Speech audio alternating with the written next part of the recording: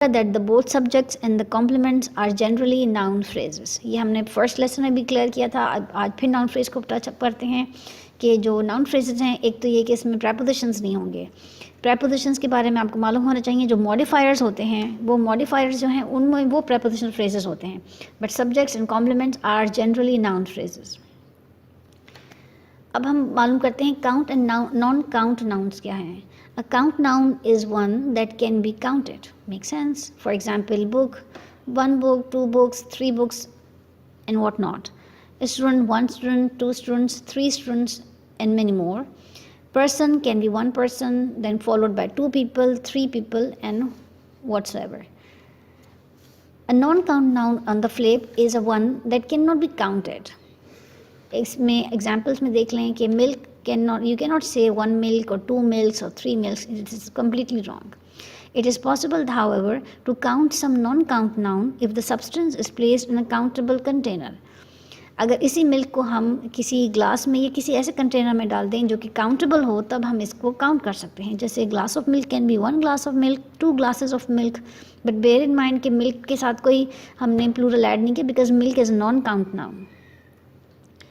There are some determiners that can be used only with the count or non-count nouns, while others can be used with either. ये एक small quick table है. Just आप उसको अच्छे से अभी हम समझ लेते हैं और फिर इसको अपने पास नोटबुक में भी अपने पास इसको जॉट डाउन कर लें. ये आपको हमेशा याद रहना चाहिए. इससे आपकी कॉन्वर्सेशन भी इम्प्रूव होगी जब आप इसको जितना मेमोराइज करेंगे, और राइटिंग में भी आप अपनी इम्प्रूवमेंट ला सकते हैं. Memorise these words given in this chart. हमने अब इसको क्लियरली देख लेते हैं. With count nouns a, the, some, any. इसके मुकाबले में विद नॉन काउंट नाउन्स आप यूज़ करेंगे the, some and any. So a is only for the count ones. For the non count ones, जैसे नॉन काउंट जैसे milk हो गया, water हो गया, इसमें आप द, सम और एनी यूज़ कर सकते हैं. इस तरीके से this, that, these and those ये सब यूज़ होंगे for the count nouns. For the non count this and that use होगा, दीज एंड दोज यूज़ नहीं होगा. Third, none, one, two, three for the non count nouns and only none can be use for the non count nouns. Many आप use कर सकते हैं count के लिए है. Much is used only for the non count nouns and usually in the negative of the question sentences. आप many water नहीं कहेंगे, आप मच वाटर कहेंगे. इसी तरीके से फिर आपके पास अ लॉट ऑफ है जो कि हम दोनों में यूज़ कर सकते हैं, काउंट के नाउन के लिए भी और नॉन काउंट नाउन्स के लिए भी. फिर आपके पास लार्ज और ग्रेट. अगर आपके पास वर्ड है अ लार्ज नंबर ऑफ या अ ग्रेट नंबर ऑफ, तो ये आप काउंट नाउन्स के साथ यूज़ कर सकते हैं. But for non count you can only use a large number of. A great number of can not be use for the non count nouns. तो ये एक डिफरेंस है.